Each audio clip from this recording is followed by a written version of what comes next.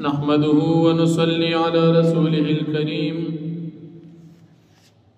أما بعد فأعوذ بالله من الشيطان الرجيم بسم الله الرحمن الرحيم ألف لام ميم ذلك الكتاب لا ريب فيه صدق الله العظيم سورة بقرة دا قرآن کریم دویم سورت دی دی سورت تا سورت البقرہ وی ذکر چی پا دی سورت کی دا موسیٰ علیہ السلام دا قوم یو واقعات دا غوا ذکر دا واقعات نور ہم پا سورت بقرہ کی ذکر دی لیکن دا دی یوی واقعی پا بنا دی سورت تا سورت البقرہ ویلشی دا سورت مدنی سورت تی دا نبی کریم صلی اللہ علیہ وسلم دا ہجرت بعد نازل شوی دی قرآن کریم کی دا سورت ترتیب قرآنی پا لحاظ سرت ویم دی دین مخ کیو سورت ذکر شوی دی سورت الفاتحہ لیکن پنازل دو کی دا سورت اتیایم دی دا سورت پا نبی کریم صلی اللہ علیہ وسلم باندی آخرانی دور کی نازل آخرانو سورتن کی نازل دی سورت کی دا سود مسئلہ دا نبی علیہ السلام پا زندگی کی اخیری وقت کی نازل شوید او پا دی سورت کی یو آیت تی وَاتَّقُوا يَوْمًا تُرْجَعُونَ فِيهِ إِلَى اللَّهِ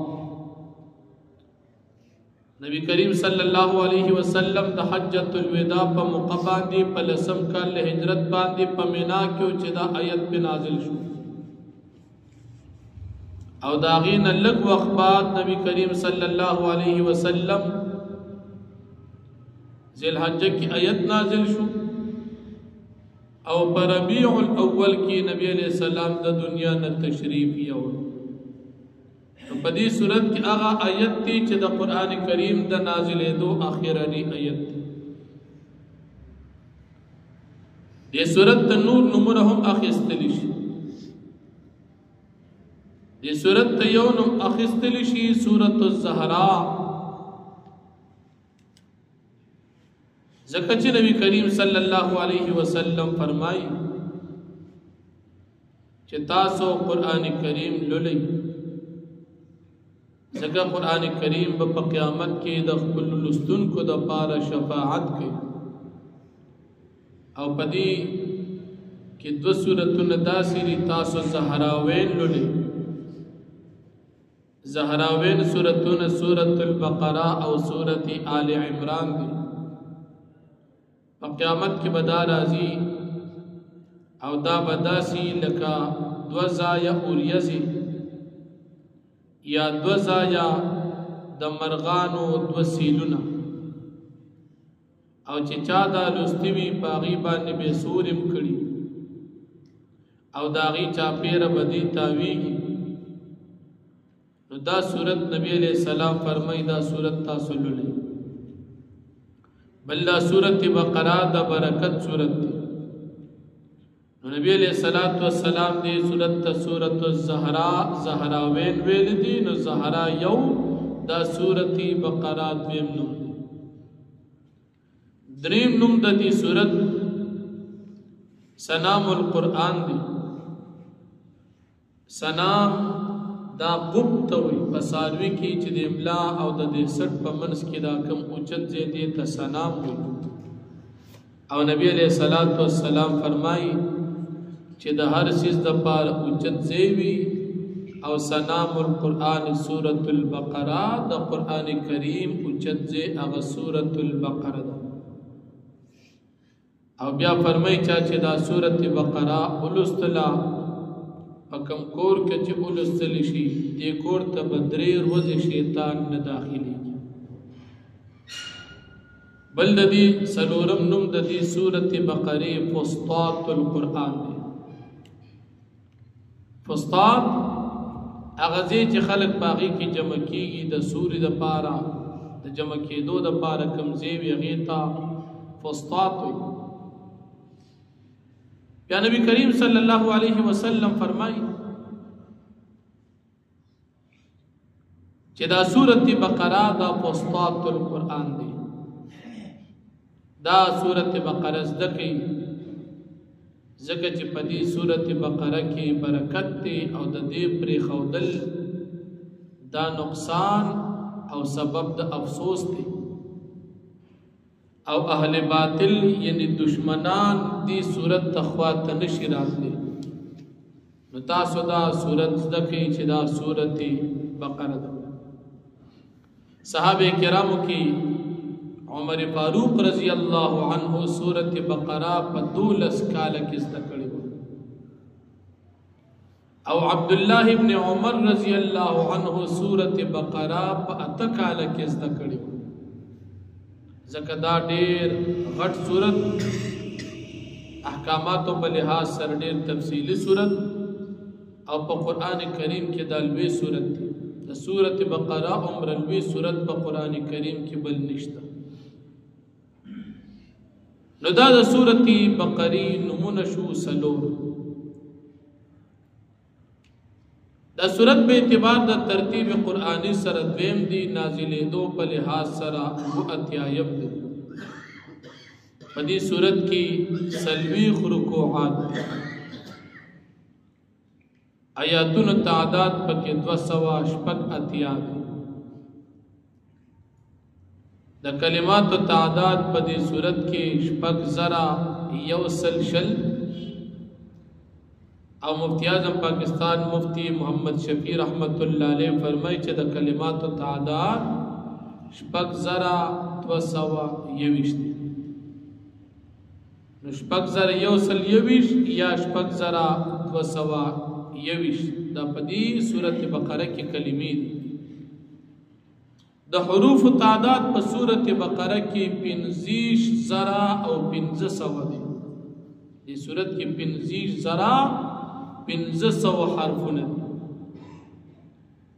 په دې سورت کې د زبرونو تعداد 8,115 دي په سورت بقره کې او د زیرونو تعداد 3,320 دي او د پیشونو تعداد 3,000 دي.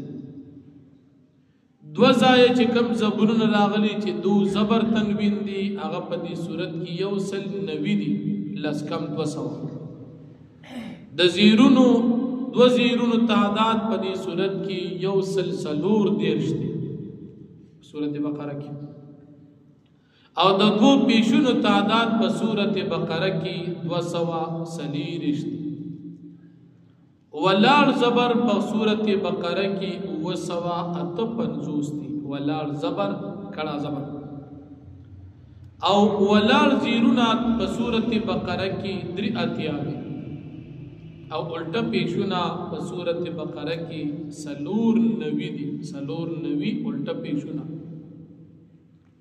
او غړوندی په دې سورت بقره کې 4,080 دي. کم حرف چې ساکن راشي نو باغی باندې غړندې راځي، دا په 4,080 دي. او په دې سورت بقره کې شدونه 192 دي، یعنی اتکم 300 شدونه په دې سورت کې دي او مدونه په دې سورت کې 388 دي. نو دا د دې سورت بقره د اعراب د حرکاتو د سکون داغي هغه مجموعه مختصرا تاسو ته بیان شو. د سورت بقره د مخکې سورت سره تعلق څه دی چې سورت فاتحه پسې سورت بقره را نو خپل منځ کې جوړ پکار دی. ځکه د دوه خبرو په منځ کې جوړو دا ضروری دی. کله چې دنیا کې هم سو خبرې کوي خلک خبرې کوي نو چې بې رب ته خبرې کوي خلک وي دا سړی پیږي نه کله سوی او کله سوی او د رب العالمین کلام نو دا خو د ټولو کلامونو سردار دی. دی به رب ته خبر نه کی یو بل سره تړلې خبرې دي. نو د سورۃ بقره د سورۃ فاتحه سره تعلق شتا، ربط یې شتا. هغه ربط او تعلق د سورۃ بقره د فاتحه سره دا دی چې سورۃ فاتحه د ټول قرآن خلاصه وه. نو خلاصې نه بعد بیا تفصیل شروع کیږي چې مخکې څه خبره مختصر وشي، هغې نه بعد خلک بیا وضاحت کوي. نو اوس وضاحت په بقرې سره شروع شو. یا د ټول قرآن کریم اجمالی خاکه سورۃ بقره ده او تفصیل بیا شروع کیږي د سورۃ بقره سره. نو فاتحه اجمالی خلاصه او سورۃ بقره د تفصیل. په سورۃ بقره کې فاتحه کې درې قسمه خلق بیان شو. یو پکې هدایت والا بیان شو، اهدنا الصراط المستقیم سره، صراط الذین انعمت علیهم. او ورپسې غضب والا خلق بیان شول سره د علم گمراه. او دریم ورپسې ضالین بیان شول بغیر د علم گمراه. په سورۃ فاتحه کې دو او په سورۃ بقره کې دا درې واړه قسمه خلق د شروع نه راغله. الف لام میم نا تر مفلحون پورې هدایت والا خلق دي، کامیاب و متقیان خلق. او بیا د مفلحون نا عذاب عظیم پورې هغه خلق رال چې هغه بغیر علم گمراه دي، چې هغه مشرکان د مکیو. او بیا د ومن الناس نا ان الله على كل شيء قدير پورې هغه خلق ذکر شو چې سره د پوهې گمراه شو چې هغه ته منافقان. نو په سورۃ فاتحه کې دا غي لګ خلاصه بیان شو مختصر. او په سورۃ بقره کې اوس تفصیل شروع شو چې دغه خلق انسان کو پیژني. یا په سورۃ بقره کې د هدایت دوا بیان شو، اهدنا الصراط المستقیم، یا الله مونږ ته نیغ لار وښایه. او په سورۃ بقره کې د هدایت هغه مرکز بیان شو چې دا هدایت بچرتي ذالک الکتاب، د هدایت بنیاد دا قرآن دی. نو فاتحه کې د هدایت دعا او په بقره کې د هدایت مرکز هدایت بچرتي او په دې کتاب کې ذالک الکتاب لا ریب فیه چې په دې کې هیڅ قسم شک او شبهه نشته. یا په سورۃ فاتحه کې دعوا بیان شو چې الله یو دی، دومره صفاتونه دي او هغه بادشاہ دی د قیامت. اوس دا غي دلایل پکار ځکه به دلیل خو خبره نوري، هغه دلایل بیانېږي په سورۃ بقره کې. نو د دعوی او د دلیل په خپل منځ کې مضبوط جوړ وي. دا دواړه یو خبري خو دعوا کې مختصر خاکوي او ورپسې دلیل سره بیا ثابتولي.